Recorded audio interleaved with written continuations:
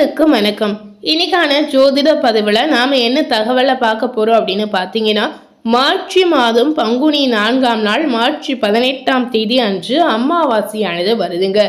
இந்த அமாவாசை பார்த்தீங்கன்னா சாதாரணமான அமாவாசை அப்படின்னே சொல்ல முடியாது. அதாவது மாதந்தோறும் வரக்கூடிய ஒரு சாதாரண அமாவாசை அப்படின்னே சொல்ல முடியாதுங்க. பங்குனி மாதத்தில் வரக்கூடிய அதிக சக்தி வாய்ந்த ஒரு அமாவாசை நாள் அப்படின்னே சொல்லலாம். இந்த அமாவாசைக்கு அதிக சக்தி இருக்கிறதுனால இந்த அமாவாசை நாளில் நம்ம எதை செய்தாலும் எந்த ஒரு பரிகாரத்தை மேற்கொண்டாலும் அது நிச்சயமாக பழிக்கும் அப்படின்னு உறுதியாகவே சொல்லப்படுது. ஸோ அப்படிப்பட்ட இந்த அமாவாசை தினத்தில் இந்த அமாவாசையினுடைய தாக்கத்தால் ஒவ்வொரு ராசி நேயர்களுக்கும் அவங்க வாழ்க்கையில எதிர்பார்க்காத அளவிற்கு சில மாற்றங்கள் நிச்சயமா உண்டாகலாம். அந்த வகையில இன்னைக்கு எந்த ராசி நேயர்களுக்கு பார்க்க போறோம் அப்படின்னு பார்த்தீங்கன்னா, விருச்சிகம் ராசி நேயர்களுக்கு இந்த அமாவாசையினுடைய தாக்கத்தால் கிடைத்திருக்கக்கூடிய அற்புதமான மாற்றங்களை நாம் தெரிந்து கொள்ளலாம். அதற்கு முன்பாக இந்த அமாவாசை நாளில் நாம் செய்யக்கூடிய முக்கியமான விஷயம் என்னன்னு பார்த்தீங்கன்னா, உங்க வாழ்க்கையில செல்வ வளம் அதிகரிக்கணும் அப்படின்னு நினைச்சீங்கன்னா இந்த பரிகாரத்தை நிச்சயமா நீங்க செய்யலாம். அதாவது சில நேயர்கள் பார்த்தீங்கன்னா பண ரீதியாக உங்க வாழ்க்கையில நிறைய கஷ்டங்களையும் நிறைய துன்பங்களையும் நிச்சயமா நீங்க பார்த்திருப்பீங்க. ஸோ அந்த வகையில் உங்களுக்கு இருக்கக்கூடிய பண கஷ்டங்கள் அனைத்துமே தீரணும் அப்படின்னு நினைத்தீங்கன்னா அதற்கு சிறந்த பரிகாரமாக இந்த பரிகாரத்தை நிச்சயமாக நீங்கள் செய்யலாங்க. இந்த பரிகாரம் செய்வதற்கு பெரிய அளவில் செலவுகளும் ஆகாது. வீட்டில் இருந்தபடியே இந்த பரிகாரத்தை எளிமையான முறையில் நிச்சயமாக நீங்கள் செய்யலாம். ஸோ இந்த பரிகாரத்தை எந்த மாதிரி முறையில் செய்யலாம், இந்த பரிகாரத்தை செய்கிறதுனால என்னென்ன நன்மைகள் உண்டாகும் அப்படிங்கிறத நாம் இப்போ பார்க்கலாம். உங்களுக்கு இருக்கக்கூடிய பண கஷ்டங்கள் தீரணும் அப்படின்னு நினைச்சீங்கன்னா நிச்சயமா பங்குனி அமாவாசை நாளன்று இந்த பரிகாரத்தை மேற்கொள்ளுங்க. பொதுவாகவே அமாவாசை அப்படின்னு சொல்லும்போது இந்த நாள் முன்னொரு வழிபாட்டிற்கு உகந்த நாள் அப்படின்னு சொல்லலாம். அதுவும் பார்த்தீங்கன்னா பங்குனி மாதத்துல வரதுனால இதற்கு தனி சிறப்பு இருக்கு அப்படின்னு சொல்லப்படுது. இந்த அமாவாசை தினங்களில் நீங்க செய்யக்கூடிய எந்த ஒரு வழிபாடாக இருந்தாலும் எந்த ஒரு பரிகாரமாக இருந்தாலும் அதற்கு அதிக அளவில் பலன் கிடைக்கும் அப்படின்னு சொல்லலாம். அதாவது இரட்டிப்பு பலன் கூட நிச்சயமா கிடைக்கும் அப்படின்னே சொல்லப்படுது. இப்படிப்பட்ட பிரபஞ்சத்தின் பேராற்றல் நிறைந்த இந்த அமாவாசை நாட்களில் பல விஷயங்களுக்காக பலவிதமான பரிகாரங்களை நீங்க என்னதான் செய்தாலும் பார்த்தீங்கன்னா ஒரு குறிப்பிடத்தக்க பரிகாரமாக திகழ்வது இந்த செல்வ வள பரிகாரம் அப்படின்னே சொல்லலாங்க. எத்தனை பரிகாரம் நீங்க செய்தாலும் அதற்கான பலன் கிடைக்குதோ கிடைக்கலையோ தெரியலைங்க. ஆனா இந்த பரிகாரத்தை நீங்க செய்தீங்கன்னா நிச்சயமா உங்களுக்கு இதற்குண்டான இரட்டிப்பு பலன் நிச்சயமா கிடைக்கும் அப்படின்னு சொல்லப்படுது. இந்த செல்வ வளம் பரிகாரத்திற்கும் இந்த பங்குனி அமாவாசை நாளிற்கும் அவ்வளவு சக்தி நிறைந்திருக்கு அப்படின்னு சொல்லப்படுது. செல்வ வளம் பெருக வேண்டும் அப்படின்னு நினைக்கக்கூடிய நபர்கள் இந்த பரிகாரத்திற்கு முக்கியமாக பார்த்தீங்கன்னா மகாலட்சுமியுடைய அருள் முக்கியமா அவசியம். மகாலட்சுமி தாயார் யாருன்னு பார்த்தீங்கன்னா சந்திர பகவானின் சகோதரியாக கருதப்படுகிறார். அதனால பார்த்தீங்கன்னா சந்திர பகவானுக்குரிய நாட்களில் நாம் இந்த பரிகாரத்தை செய்வது ரொம்ப ரொம்ப முக்கியம். அதாவது அமாவாசை நாளிலும் செய்யலாம், பௌர்ணமி நாளிலும் இந்த பரிகாரத்தை நிச்சயமா நம்ம செய்யலாங்க.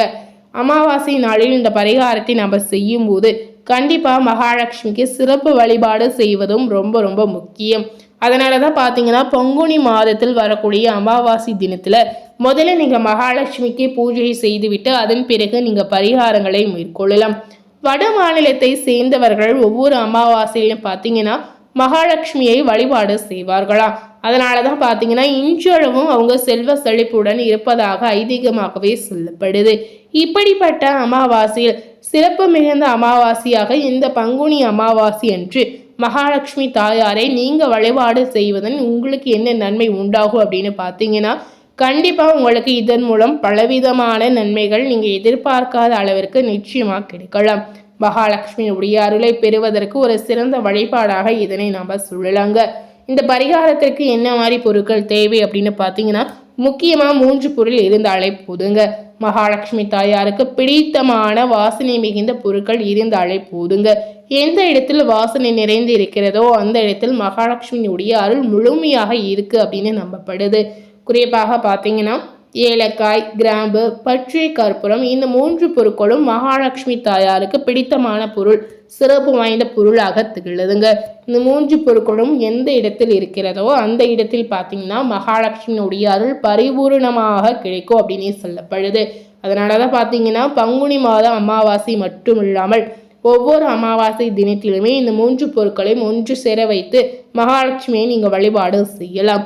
இந்த மகாலட்சுமியை வழிபாடு செய்வது எந்த மாதிரி முறையில செய்யலாம் அப்படின்னு பார்த்தீங்கன்னா, உங்க வீட்டில் இருக்கக்கூடிய பூஜை அறைக்கு சென்று பூஜை அறையில் மகாலட்சுமியின் படத்திற்கு முன்பாக இந்த 3 பொருட்களையும் ஒரு கிண்ணத்தில் நீங்க வைக்கலாம். பச்சை கற்பூரம் சிறிய துண்டு, ஒரே ஒரு கிராம்பு, ஒரே ஒரு ஏலக்காய், இதை 3யுமே ஒரு கிண்ணத்தில் அல்லது ஒரு விளக்கிலோ அகல் விளக்கிலோ நீங்க வைத்துக் கொள்ளலாம். எந்த துணியிலும் நீங்க கட்டி வைக்கவே கூடாதுங்க. அமாவாசை நாள் முழுவதுமே இந்த பொருள் அப்படியே மகாலட்சுமி தாயாரின் படத்திற்கு முன்பாக இருக்கணும். அடுத்த நாள் பார்த்தீங்கன்னா, அதாவது அமாவாசையினுடைய மறுநாள் இதை எடுத்து நீங்க பணம் வைக்கக்கூடிய இடத்தில் நிச்சயமா வைக்கலாம். அதாவது பர்சில் வைக்கலாம், பீரோவில் வைக்கலாம், நீங்க தொழில் செய்யக்கூடிய கல்லா வெட்டிகளில் கூட நிச்சயமா நீங்க வைக்கலாம்.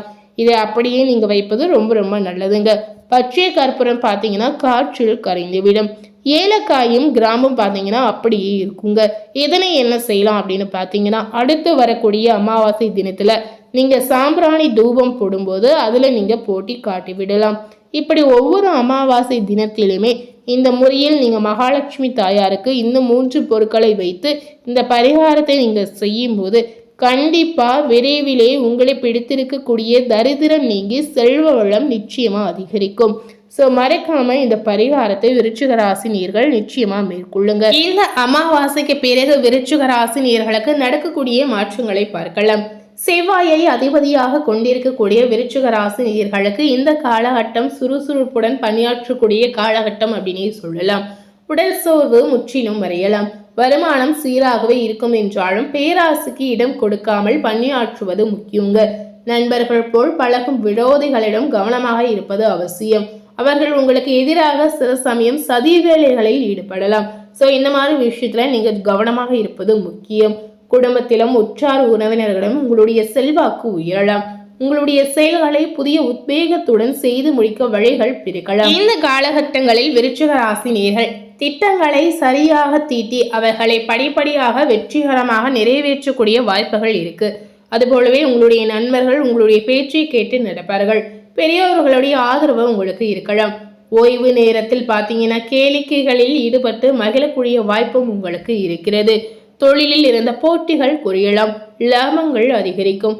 நண்பர்களையும் வாடிக்கையாளர்களையும் அரவணைத்து சென்று வியாபாரத்தை விரிவுபடுத்தக்கூடிய வாய்ப்புகள் இருக்கிறது. கொடுக்கல் வாங்கலில் இருந்த தொய்வுகள் நீங்கி மனதில் உற்சாகங்கள் தோன்றலாம். அதே நேரம் வெளியில் கொடுத்திருந்த பணம் திரும்பவும் உங்களுடைய கைக்கு வந்து சேருவதில் தாமதங்கள் ஆகலாங்க. இந்த காலகட்டங்களில் புதிதாக யாருக்கும் நீங்க கடன் கொடுக்கவே கூடாதுங்க. உத்தியோகஸ்தாரர்களுக்கு பார்த்தீங்கன்னா பயணங்களால் அனுகூலமான திருப்பங்களை பார்க்கலாம். சில நேயர்களுக்கு விரும்பிய வெளியூர் மாற்றங்கள் கிடைக்கலாம். மேல் அதிகாரிகள் சற்று உங்களுக்கு பாரபட்சமாக நடந்து கொள்ளலாம். அரசியலில் இருக்கக்கூடிய விருச்சிக ராசி நேயர்களுக்கு பார்த்தீங்கன்னா பணியாற்றக்கூடிய திறன் அதிகரிக்கும். கட்சியினுடைய மேலெடுத்தால் உற்சாகம் அடையலாம். கட்சியில் புதிய பொறுப்புகள் உங்களுக்கு கிடைக்கலாம். உடல் ஆரோக்கியம் பார்த்தீங்கன்னா உங்களுக்கு நன்றாகவே இருக்கலாம். அடிக்கடி பயணங்கள் செய்து கட்சி பணிகளை தீவிரமாக நீங்க முடிப்பீர்கள். கலைத்துறையில் இருக்கக்கூடிய விருச்சிக ராசி நேயர்களுக்கு இந்த காலகட்டங்களில் பார்க்கும் பொழுது எதிர்பார்த்த வாய்ப்புகள் கிடைக்கலாம். உங்களுடைய பெயரும் புகழும் நிச்சயமா உயரலாம். ரசிகர்களோடு கருத்து வேறுபாடுகள் ஏற்பட நிறைய வாய்ப்புகள் இருக்கிறது. அதனால இந்த மாதிரி விஷயத்துல நீங்க ஜாக்கிரதையாக இருப்பது முக்கியம். ஸோ இது அனைத்துமே நீங்க வெளிக்காட்டி கொள்ளாமல் ரசிகர் மன்றங்களுக்கு பண செலவு செய்யலாம். சக கலைஞர்களின் நன்மதிப்பை பெறக்கூடிய வாய்ப்புகளும் உங்களுக்கு இருக்குங்க. பெண்மணிகளுக்கு பார்த்தீங்கன்னா கணவருடைய பாராட்டுகளை எளிதில் நீங்க அடையலாம். புதிதாக ஆடை ஆபரணங்களை வாங்கி மகிழக்கூடிய சூழல் இருக்கிறது. இல்லத்தில் நிம்மதியை நீங்க பார்க்கலாம். சுப காரியங்களில் கலந்து கொள்ளக்கூடிய வாய்ப்புகள் கிடைக்கலாம். உடல் நலத்தில் மற்றும் சற்று கவனமாக இருப்பது ரொம்ப ரொம்ப முக்கியம். மாணவ மணிகளுக்கு நல்ல மதிப்பெண் வாங்க வழிகள் நிறைவே இருக்கு அப்படின்னே சொல்லப்படுது. பெற்றோர்களுடைய ஆதரவு உங்களுக்கு இந்த காலகட்டங்களில் கிடைக்கலாம். அவர்களால் உங்களுடைய எதிர்கால திட்டங்கள் எளிதில் பார்த்தீங்கன்னா நிறைவேறும். சக மாணவர்களுடைய ஒத்துழைப்பும் இந்த காலகட்டங்களில் உங்களுக்கு நிச்சயமாக கிடைக்கலாம். விருச்சிக ராசி நேயர்களுக்கு இந்த அமாவாசையினுடைய தாக்கம் என்ன மாதிரி நன்மைகளை கொடுத்திருக்கு அப்படிங்கிறத நம்ம பார்த்துருப்போம். அது போலவே இந்த காலகட்டத்தில் நம்ம என்ன மாதிரி பரிகாரங்களை செய்யலாம், அதாவது என்ன மாதிரி ஆன்மீக பரிகாரங்களை செய்யலாம் அப்படிங்கிறத பார்க்கலாம். தினமும் உங்களுடைய வீட்டில் அருகில் இருக்கக்கூடிய அம்மன் ஆலயத்திற்கு சென்று அம்மனை நீங்க வழிபாடு செய்யலாம். என்ன மாதிரி செய்யும் போது உங்க வாழ்க்கையில இருக்கக்கூடிய எதிர்ப்புகள் விலகலாம். குடும்பத்தில் இருக்கக்கூடிய பிரச்சனைகள் படிப்படியாக நிச்சயமாக குறையலாம். ஸோ முடிந்த அளவுக்கு கோவில் குளங்களுக்கு சென்று வருவது உங்களுக்கு நல்லதாக இருக்கலாம். ஸோ இன்னைக்கு நம்ம சேனலில் விருச்சிக ராசி நேயர்களுக்கு இந்த அமாவாசைக்கு பிறகு நடக்கக்கூடிய மாற்றங்கள் என்ன அப்படிங்கிறத பார்த்துருப்போம். அது போலவே இந்த அமாவாசை நாளில், அதாவது பங்குனி அமாவாசை நாளில் செல்வ வளம் அதிகரிப்பதற்கு எந்த மாதிரி பரிகாரங்களை மேற்கொள்ளலாம் அப்படின்ற விஷயத்தை நம்ம இந்த வீடியோ மூலம் நிச்சயமாக பார்த்து தெரிந்திருப்போம். ஸோ இந்த வீடியோவை நீங்கள் பார்த்து பயனடை, இந்த மாதிரி உங்கள் ஃப்ரெண்ட்ஸ் அண்ட் ஃபேமிலி பார்த்து பயனடையணும்னு நினச்சிங்கன்னா இந்த வீடியோவை உங்கள் ஃப்ரெண்ட்ஸ் அண்ட் ஃபேமிலிக்கு லைக் பண்ணி ஷேர் பண்ணுங்கள். மேலும் இது போல ஒரு புதிய தகவலை தெரிந்து கொள்ளணும் அப்படின்னு நினைத்தீங்கன்னா மறக்காமல் நம்ம சேனலை சப்ஸ்கிரைப் பண்ணி அது போலவே பக்கத்தில் இருக்கக்கூடிய பெல் பட்டனையும் மறக்காமல் ப்ரெஸ் பண்ணிவிடுங்க. நீங்கள் சப்ஸ்கிரைப் பண்ணால் மட்டுமே நம்ம சேனலில் போடக்கூடிய எல்லா நியூ அப்டேட்டான வீடியோஸும் நீங்கள் உடனுக்குடன் பார்த்து தெரிந்து கொள்ளலாம். ஸோ மறக்காமல் சப்ஸ்கிரைப் பண்ணி பெல் பட்டனை ப்ரெஸ் பண்ணிவிடுங்க. தேங்க்யூ.